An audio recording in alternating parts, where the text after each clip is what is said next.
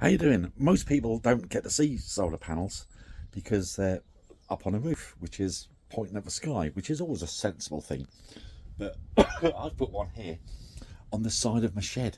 So when people come to the solar shed for a consultation, we can show people what a panel is made up of. Now this is a very old one, yeah. We've taken it down off of the roof. It's very old. I can't remember why this one was taken off. There's a few lying around the workshop here.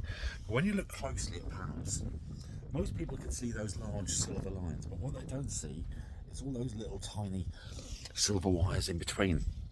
Now, depending on what that material is made of, depends on how much electricity can flow and all the rest of it. Now, modern panels have actually got a different cell configuration, but they're all very, very similar to this, where you've got to have an even bathing of light over the cells, and then the electricity that's generated through the silicon then gets passed down those wires. And if you've got any shading at all across any one cell, that will affect the output of the whole panel. It's like, imagine a road network and you're trying to get from A to B, and there's a road closure because, I don't know, bridges collapse or trees over the road.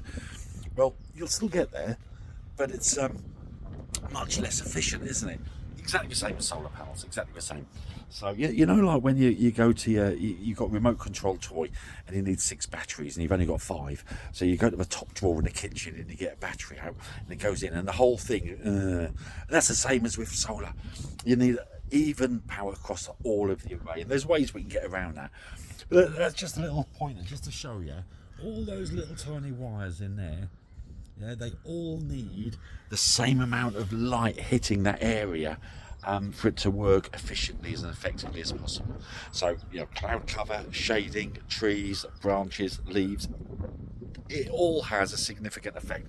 And that wire above me there, that one wire, when the sun goes over it, I can lose up to 7% in output in my panels. And when the sun's lower, like at this time of the year, and the shadow of that pole which carries the wire sweeps across my panels, I can lose up to 75% just for a 7-inch wide pole sweeping across like a sundial.